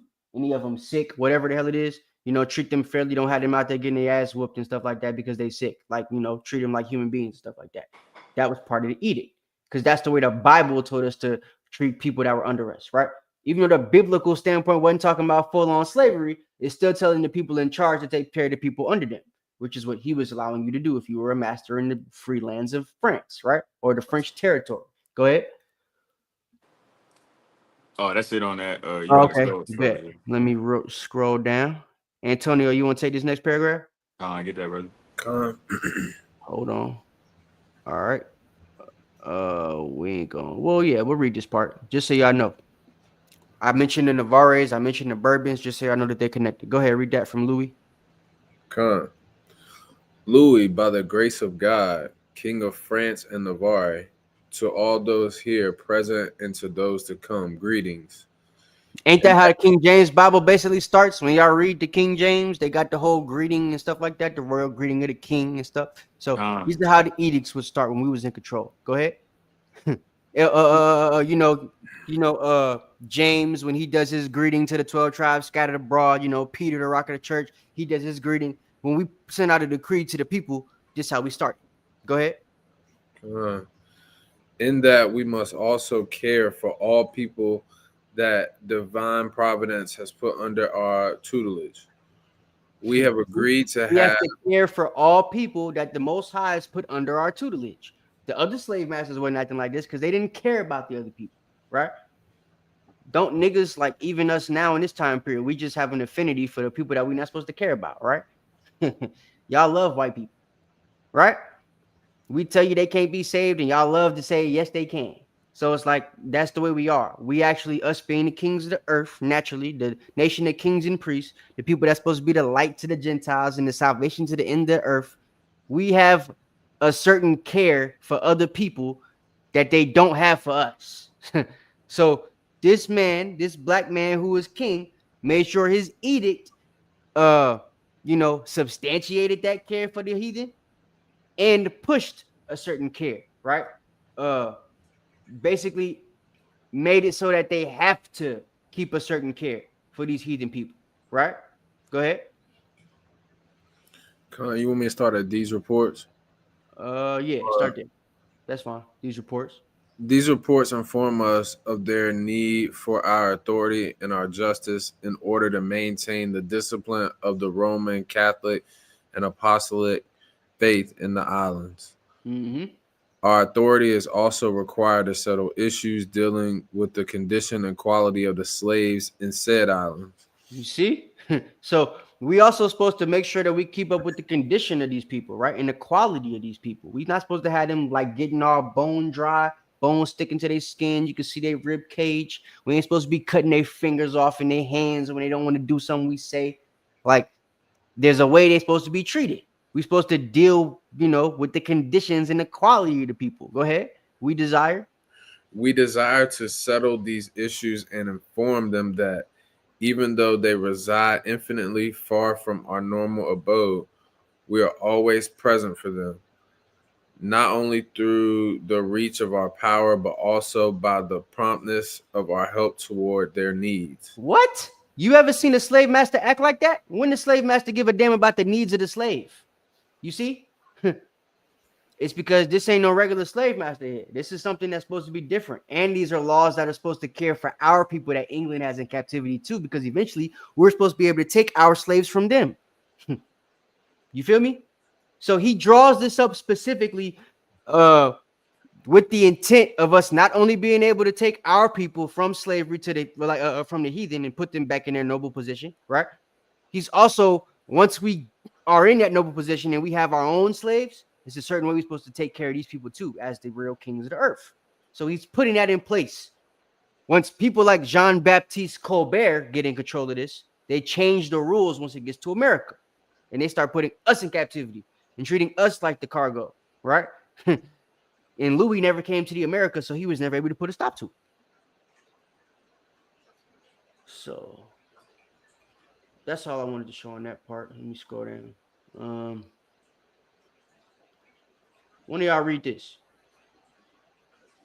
because this is, look at the dates. I want y'all to pay attention. Go ahead. We desire and we expect that the edict of 23 April 1615 of the late king, our most honored Lord and Father, who remains glorious in our memory. It's Henry. Go ahead. Shout out Big Henry. Be executed in our islands. Mm-hmm. This accomplished, we enjoin all of our officers to chase from our islands all the Jews who have established residence there. You see? All right, now look, King Henry was a brother too. Let me show y'all my big brother Henry. Hold on. Wait a minute. I got him on here somewhere. Mm-hmm. Here it is. Actually, I got a picture of Henry and Louis XIV for y'all. All right, hold on. Let me show you this. All right, bow. Stop sharing. We'll pull that up in a second.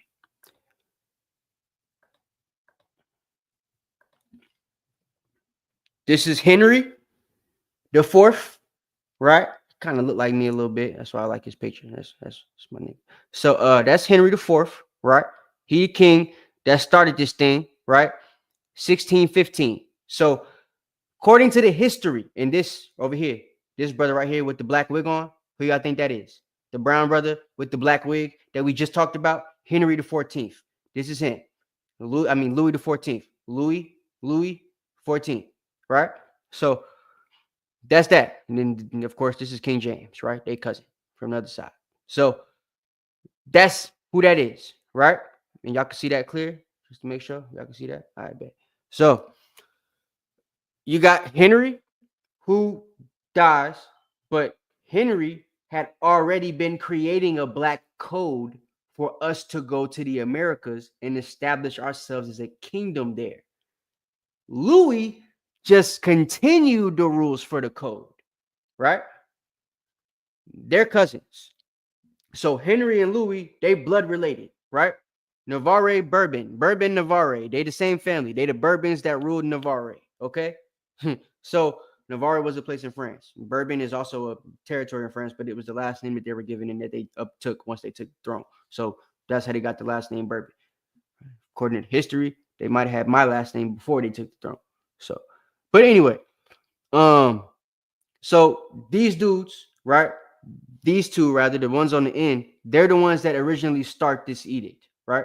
It starts with King Henry, ends with Louis the 14th. Okay, just so y'all can see who was putting this in place, so that y'all know it's two brothers, right, that are putting this code together for black people. So yeah, King Henry made it so that all the Jews got kicked out the land, right?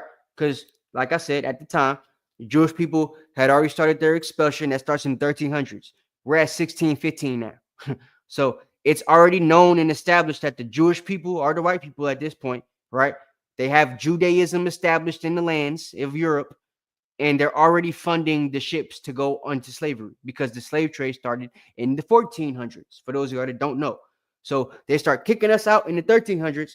1400s, the slave trade starts. By 1615, it's already known to all the kings that are of our people that these Jewish people, who we just call the Jews for short, because that wasn't a name we went by, for those of you that don't know that, right? We were Israelites. Jew was a name for them. But we call ourselves Jew now because that's the name that people know the Israelites as.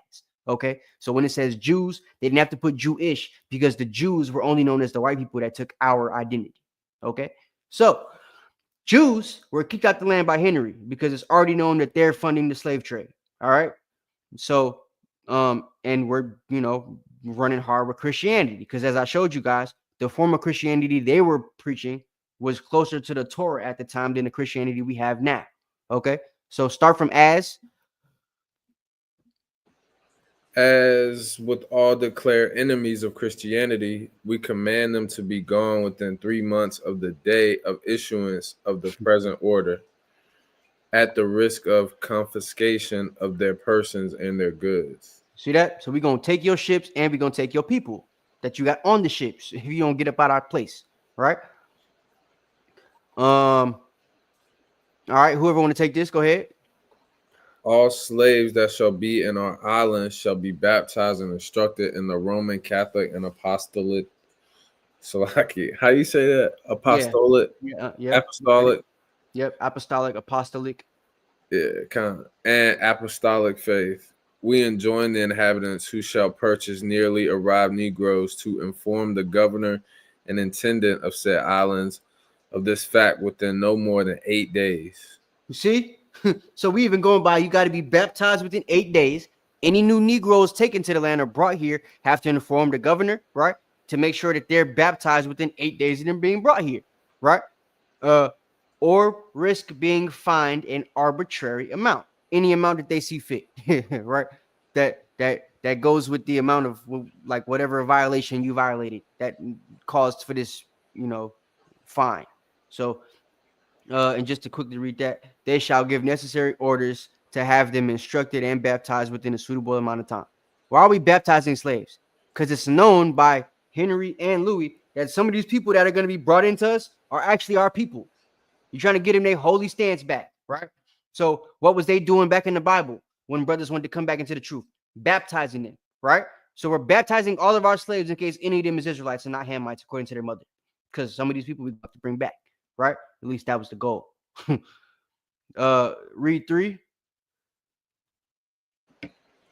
We forbid any religion other than Roman Catholic and apostolic faith from being practiced in public. In public. So if you got to practice something else in private, go ahead and do that. We ain't gonna stop you from practicing your religions.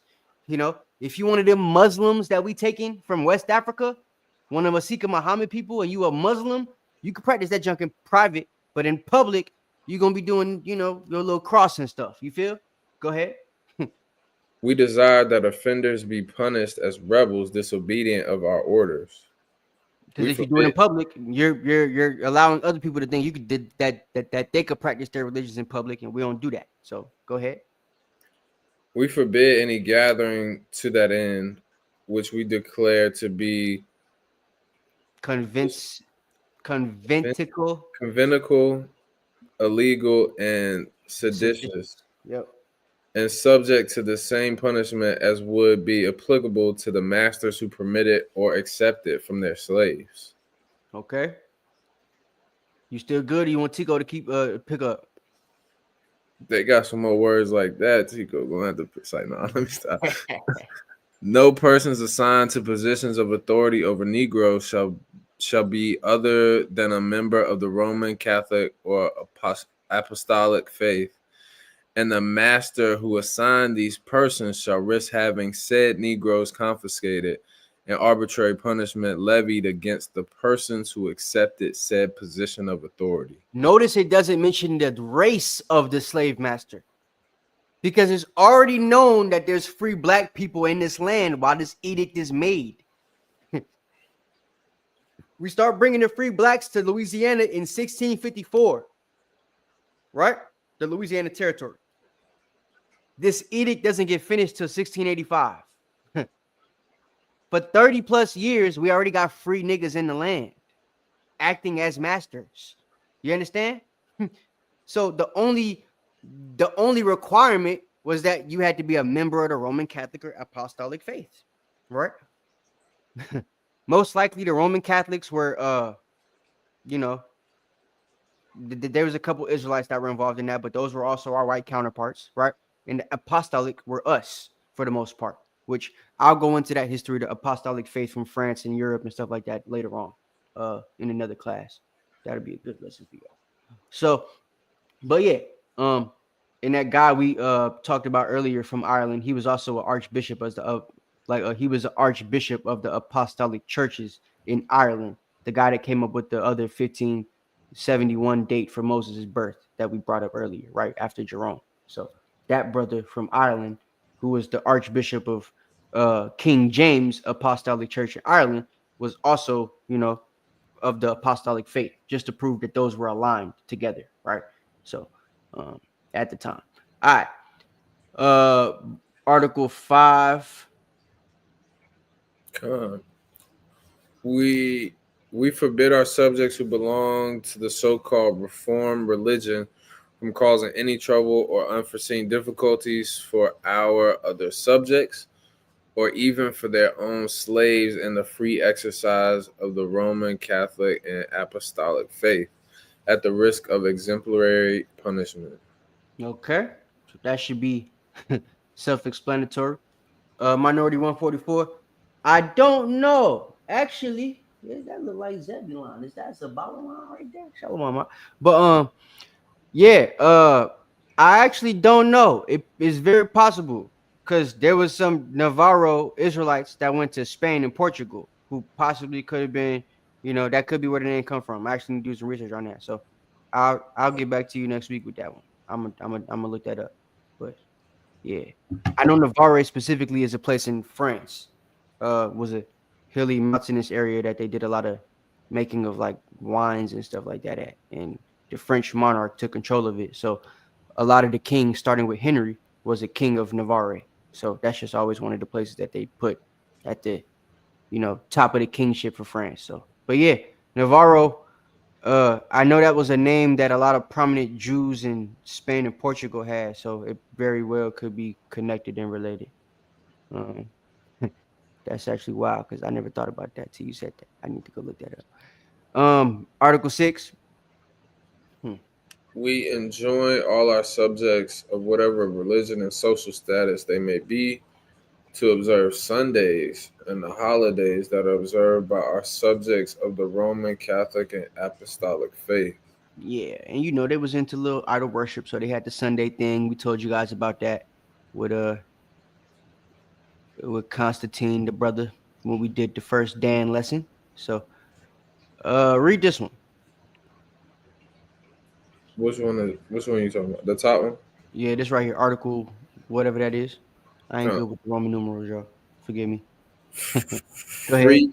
Free man who shall have one or more children during concubinage with their slaves, together with their masters who accepted it, shall each be fined 2,000 pounds of sugar.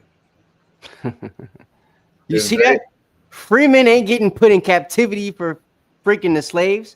You getting fined sugar. Why? Because you had your own stuff. You had your own land. You had your own crops. You had your own businesses. So they're finding you things that could keep the country going. You want to have sex with the slaves?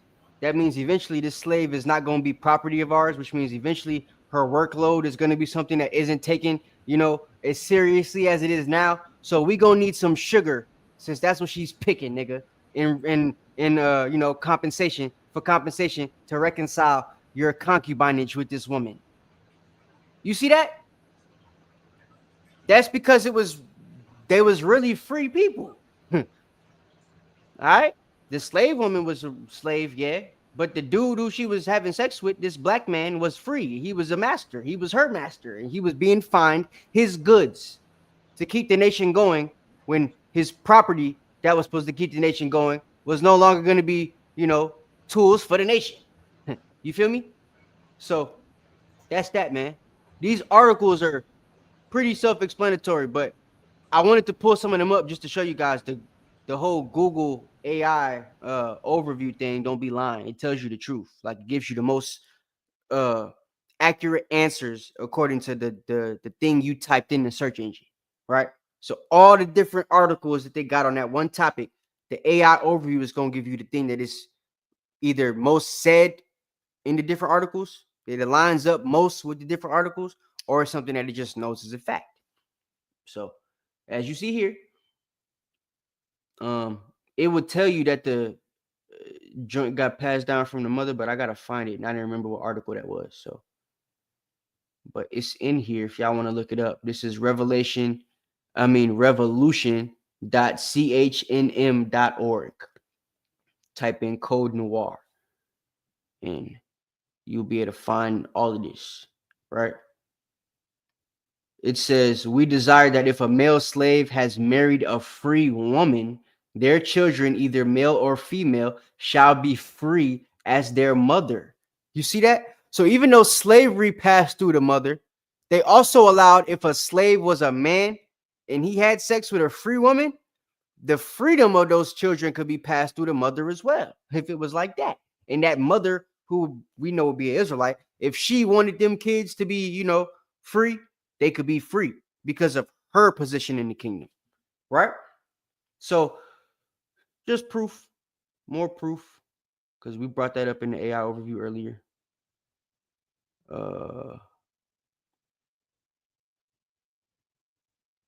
Yeah. What that say? We forbid slaves from selling any type of commodities because the stuff wasn't theirs. That makes sense. Yeah. All right. Well, all the rest of this is pretty self-explanatory. It's just laws and regulations, and it's a lot. So we ain't gonna continue to read it. But just key points for your understanding before we close out. Code Noir was enacted by a black man, right? Two of them, Henry IV and Louis XIV, right? Starts off as something for black people, Israelites, to come from Europe. And if they are anywhere within the French Free Territory of Louisiana, which was very big, I'll show you one more time. They are supposed to be allowed to do everything that the other slave masters that were already there are doing. So if you're anywhere within this tan area, you're supposed to be a free black person, unless you were brought there as a slave. And as we showed you, by this time, 1654, they had 61,000 free niggas, estimation that they documented. So I'm sure it was a lot more, right? But 61,000 free niggas minimum here, right? Slave masters, they got their own plantations, they got their own land, they got their own businesses, they got their own schools, everything is theirs, right? After the Great Compromise, Louisiana becomes a boot.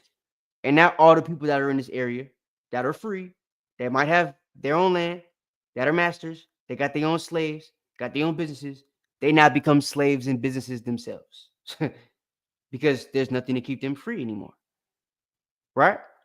So a lot of these people had their own last names that they took, that they still have now. They didn't get their last names from slave masters. And just to tell you what tribe I think these people would have been from, I would say the people that were brought to this land, the 61,000 that is, from France. Not the ones that migrated to the land, which would most likely be Judah, but the ones that were brought straight off the ship to this land to be free, they would have been Danites. Just because of where they were on the timeline, right? If we pull this beautiful PowerPoint back up, you got people like the Northmen, right? The Franks. These brothers took over France, right? William the Conqueror, 1066, right? From this period, 1066, on to the men that we just saw, Louis the 14th, Louis the 15th right here, Louis the 16th right here, right? This the last one that was alive during the time of Napoleon. These brothers, this guy, these dudes right here is a group of Danes that first show up on the walls of France, right? They've been in France since 1066, the tribe of Dan. These are the same people that became the nobles of France that eventually went to England, but stayed in France for the most part, right? And then came over to Louisiana and created that territory for free black people. So again, I would say that the tribe of Dan would have been there. That's who they are. That's them. So they right here in the Americas, right? Started in Louisiana. And if you're of those people, like I tried to tell you guys, my records show that my family started in Louisiana. There's no records of anybody in my family in the Americas outside of Louisiana when we first got here. And the time frame is like 1684, 1681, something like that. Right within the time frame of this happening. My last name is the last name I could trace back to my family members, not a slave master. So it's like everything I showed you guys, right, is something that I could substantiate with my own history. So I would argue that Judah is in the Americas, right? But I would also say Dan was also in the Americas. They were just brought later. You know what I'm saying? They were just brought here later.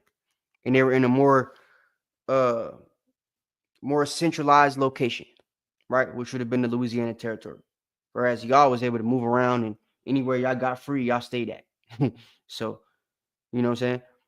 And after the Louisiana Compromise and Louisiana Purchase, Dan's territory, or the place they were at, rather, got a lot smaller, because then they were all brought to Louisiana, that little boot, to be slaves, right?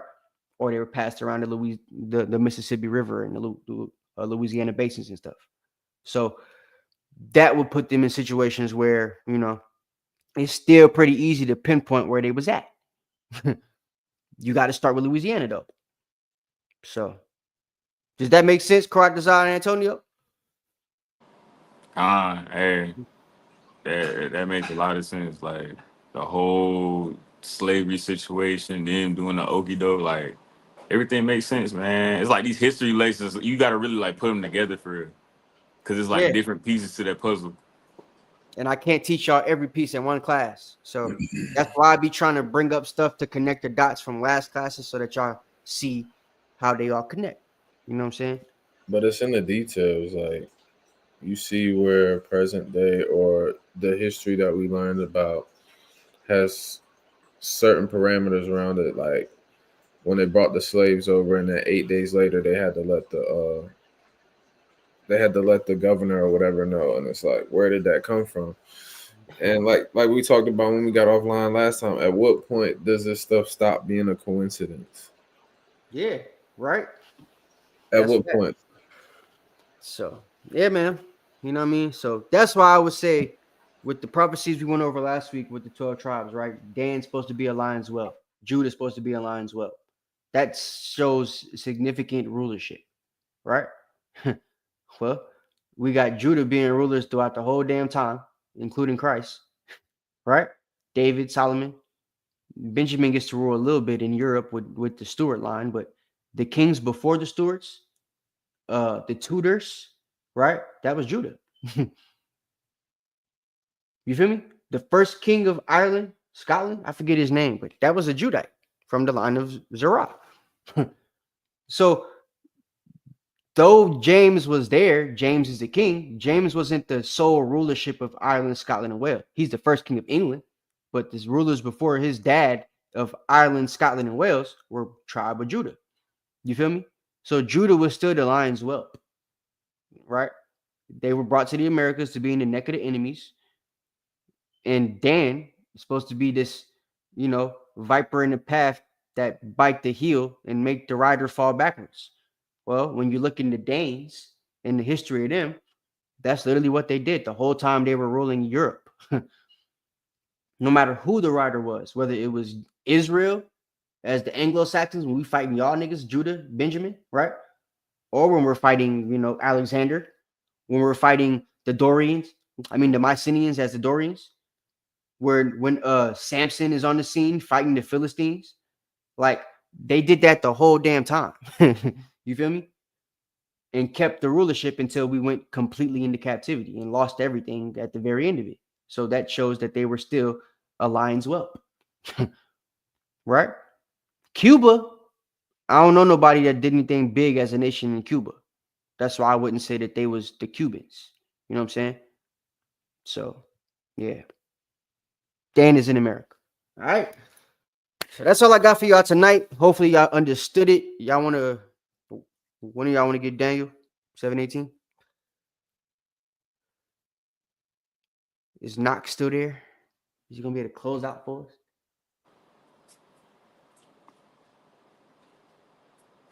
Probably not here no more. I got it. Um, And this is the book of Daniel, chapter 7 and verse 18. But the saints of the Most High shall take the kingdom and possess the kingdom forever, even forever and ever. By Hashem HaMashiach Yahushua. By Hashem HaMashiach Yahushua. All right. So that's it, man. Hopefully y'all got the dates right and everything. Okay. We established that. Shouldn't be no more discrepancies. The reason I had 1400s before is because it really is the 1400s, but I went ahead and updated the PowerPoint for y'all and put 1300s to the 1100 BC for the Danites, right? Even though there is history we could substantiate to say that they actually got there around the 1400s because the Exodus actually happened, earlier in the 1400s. So, right. Yeah. But, yeah. Hey, Salakia. What's up? Hey, I just was gonna say, hey man, these history lessons, like for the people that's watching, hey, these history lessons, I ain't gonna lie, it's just like history in school. You know what I'm saying? They got boring at times, but it's because there's so much information that you got to take in. Y'all don't like that. Right. But the point is that just like in school, history really gave you all the answers. You know what I'm saying? When you get older, you look back, you be like, dang, I learned about that in history class. Now they sit here talking about it right here. You know what I'm saying? They giving more information on it in the future. You know what I'm saying? They always say, if you study the past, you got the keys to the present and the future. So it's important, you know what I'm saying, to pay attention to these classes. Like these classes really be powerful for real, man. I appreciate it. Hey, I on the bar, bro. Thank you for saying that. Cause yeah, like he said, the history lessons is what ties the knot for y'all, right? It's what connects everything together. There's things that the reason they give you history in school is so that is to give you the idea of why you're in the situation you're in now. But they don't tell you the full history in school. They're not supposed to, right? Because there's certain things they don't want you to know about the history here, right? That's why now certain things in the history classes they're trying not to even have to teach anymore, like slavery. Feel me? But even with us, we learned about slavery, but we learned it from a skewed view. We learned a piece of it. Because they make you think, even with the AI overview speaks as if, yeah, it was hard for Black people to become slave owners and stuff like that. But when you read the Code Noir, there's nothing that says they can't be. And all of the language is literally specifying that, well, free people. And then when we see that the brother's Black, why wouldn't he have other free people that look like him? Why wouldn't all the free people he's talking about look like him? You feel me? So they leave certain things out because they don't want you to put certain things like that together, right? Because then it would make you think, well, white people don't come from Europe. It won't be so many of y'all thinking that they're Japhet. And I won't have to do that lesson later on. I will have to do where I shoot you guys that the white man is not Japhet, right? So it's stuff like that they teach on purpose because it makes it difficult for y'all to understand certain things. If we put the history together, though, and keep teaching y'all these lessons, and y'all can connect the dots, rewatch the lessons, and make it connect in your brains, there'll be certain things about your history that you understand that you don't understand now, which is the only reason I'm doing the lessons. Feel me? So, all right, man. Thank y'all for y'all help. Appreciate y'all for tuning in and sticking around this late. We will see y'all next week. I still ain't seen not come off mute or nothing, so I'm guessing he not here no more. So I'm gonna go ahead and end the stream. Y'all stay tuned for the classes we got the rest of the week, man. And watch this as many times as you need to, and watch some other Dan lessons too, because that's the real lesson where we did the history on Dan. I'm not gonna do that now when we got the lesson up there on the thing for you. We got 3 lessons up there for you on that topic. So go watch them. All right. Hey, so shalom, y'all. Y'all be good, man. Aki Izar, the aristocrat, here with Officer Karatazar. Soldier Antonio, play them videos while you go to sleep, man. Yeah, man. In the gym, man. All right, man. Y'all be good. Shalom. Take care. Shalom.